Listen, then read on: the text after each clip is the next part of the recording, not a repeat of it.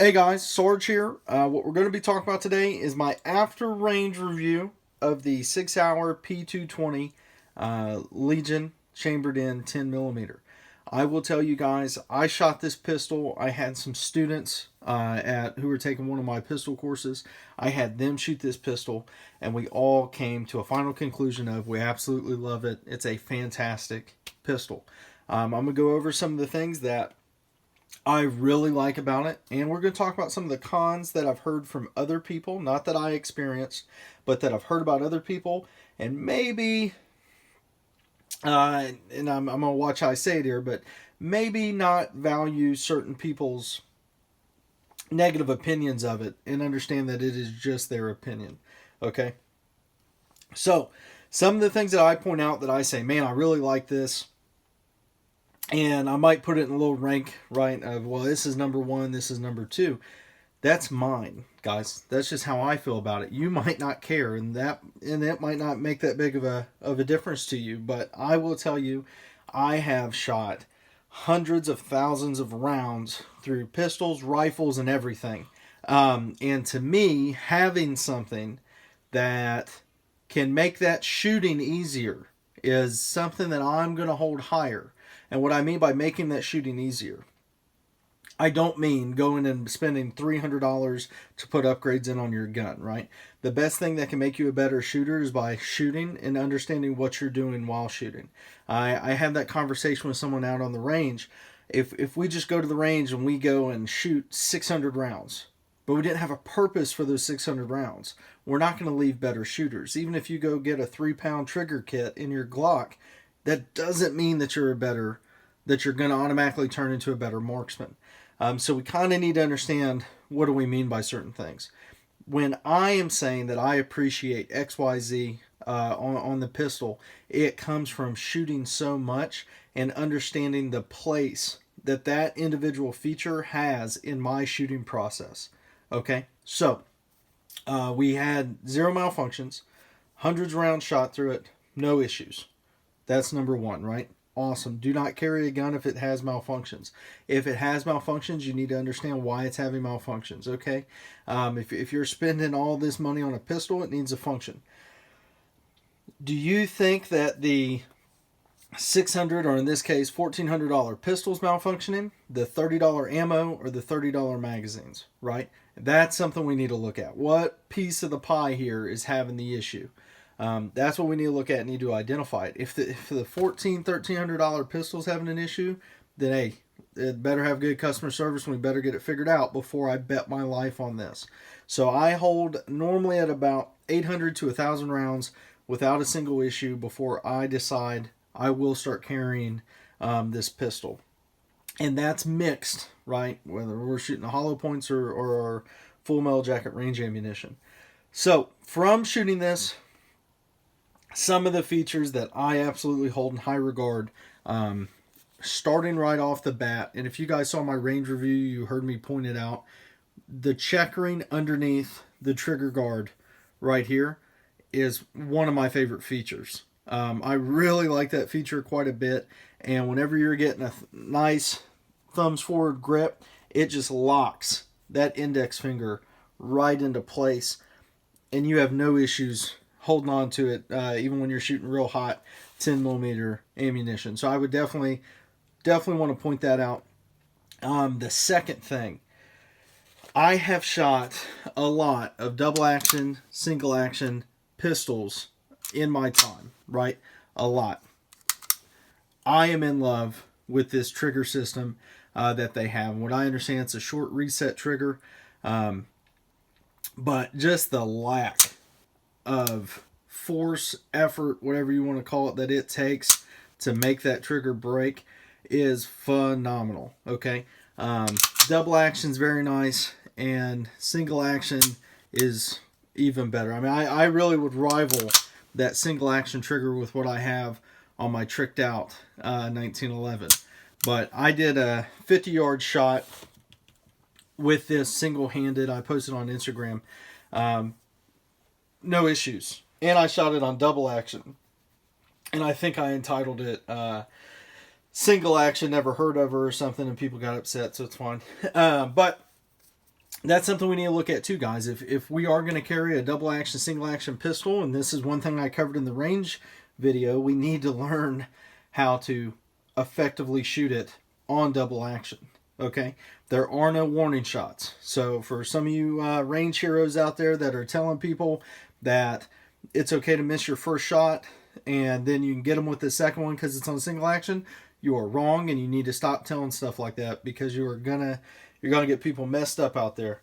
Okay, so master it on double action, then you'll definitely be able to shoot on single action. Okay, train harder to test easier, in my opinion, with that. So definitely a fan of the check ring underneath the trigger guard. Huge fan of the trigger. The next thing I am a huge fan of are these sights. Okay, so you're blacked out in the rear with tritium inserts. So at night they glow green. Okay, then you have a bright green front dot. I won't try to get that, but it's a pretty good sight picture. I see no reason in switching out these sights to excess big dots at all. Very happy with the sights. So to me, no reason to switch them out to excess big dots. I shot it just fine. Every target I missed, it was because of a user error, not the pistol at all. Okay. Now I will bring up the finish portion. Okay. I saw a lot of individuals talking about basically any negative review I saw in regards to the finish. I'm going to hold it to it's probably the PVD finish, even though some of the reviews I saw and it was trashing the finish on here, it did not say whether it was the Elite Cerakote or whether it was the PVD. I've noticed no issues with the finish at all with the pistol. Like I said, I shot hundreds rounds out of it. I took the pistol apart. I cleaned it. During the cleaning process, guys, that's also when we're doing maintenance checks. So we're making sure there's no cracks, no breaks, no broken parts, anything like that. Okay, we're noticing for excessive wear, especially in this case where I'm evaluating the pistol. I want to make sure that it's not looking like it's just getting beat up, torn up in one specific part. I didn't notice that at all. The finish is flawless throughout the pistol. The only place where it's having a little bit of marking is right here in the magazine well. If you guys can see that, okay, that's it. And to me, that's cosmetic 100%, and I don't care about cosmetics. I care about functionality. So it's 100% cosmetics. I don't care. Okay, this gun could be tiger striped with little wear marks and everything else, and as long as it doesn't affect the function, I really could care less about it. Okay, but for me, the inside of the gun, outside of the pistol, no issues. The only area is right here, just from inserting magazines into it, which is going to happen. Okay, so nothing to worry about really for me. I will say I'm a huge fan of these grips. Hogue makes them, and I'm a huge fan of Hogue. But very nice grips. I was looking at some wood grips, also made by Hogue, but I'm just going to keep these on here, guys. They look nice, and they really lock your hand into place. Something I saw, and I don't remember who said it, but they were talking about it being a negative. And they really kept focusing on how it was a letdown or how it was affecting them or whatever it is, right? Well, it was in regards to the slide stop right here. And to me, I really don't have a reason to lock the slide all the way to the rear unless there's a huge malfunction and it needs to have the slide locked back, or if I'm taking the pistol apart. Those are really the only reasons that I need the slide lock to the rear. I don't use little levers and things like that to send a slide forward. I use my hand, okay? But this individual was really bashing how these controls are so small that it was hard for them to actuate the slide stop so they can use it as a slide release. To me, that's not a problem. I had no issues with this. If you guys, I am getting ready to release a P320 range video. In that video, the slide locked to the rear, like, I want to say maybe 3 or 4 times. And after watching the video and going through it, it was 100% because I was hitting the slide stop. just due to my normal grip that I do, guys. And it's just a normal thumbs forward that I really don't have an issue with Glocks at all. But what I've been noticing is any sort of pistol that has their slide stop slightly sticking out past that part, my hand is just hitting it every single time. I did not have that problem with this due to the minimalized controls. So to me, that's not a negative at all. I like that fact. Because if you're having to every single magazine or every other magazine go and fix something that really isn't at fault, I mean, not really at fault to the gun, but I'm not going to change my firing grip if I don't have to, right? If I have to change it, then okay, got it, I absolutely will. But if I don't have to, I don't want to do that, especially with something I'm going to carry. So I don't see that as a negative at all. I actually kind of like that fact quite a bit. With the Legion series, you go online, you register the pistol. Once you register it for free, they used to send you these little foam cases, which were completely pointless. Now what they send you, you get a little challenge coin, okay, which says which Sig Legion you got. It says Legion on the other side. Then you get this 511 case, okay. On this side, it has Velcro, so that way you can put in your patches or anything like that.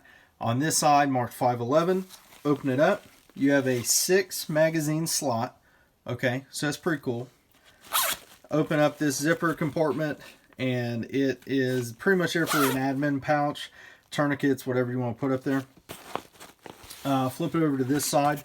You have another little open section that you can put stuff in there. I don't really use these too much because I have condition 1 cases that I use for all my stuff, and that's pretty much what I use to transport my pistols with. What I am seeing this bag for, anytime I do big road trips, right? I could 100% load it up with magazines, keep it on my center console. So it will find its purpose. I find it pretty cool, guys, that Sig does that, because there's a lot of other companies that you spend, let's say, $1,400 on their products, and you don't get that at all. Okay, so at least with them, you do get it. There's also companies out there you spend $1,400 and you only get 2 magazines. So it is what it is, guys. I don't think that this is gimmicky at all. I really like the Sig Legion series. One thing, looking towards the future, that I'm going to be doing with this, and it's going to be a whole series, I'm going to start testing popular ammunition out there and comparing it to G9 ammunition. So if you guys don't know, G9 ammunition, they are a channel sponsor, okay?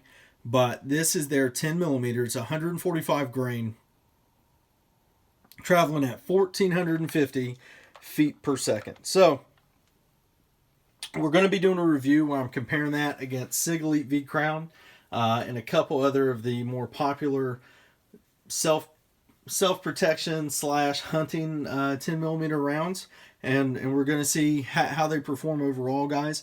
Here's what that bullet actually looks like. I got it loaded up here.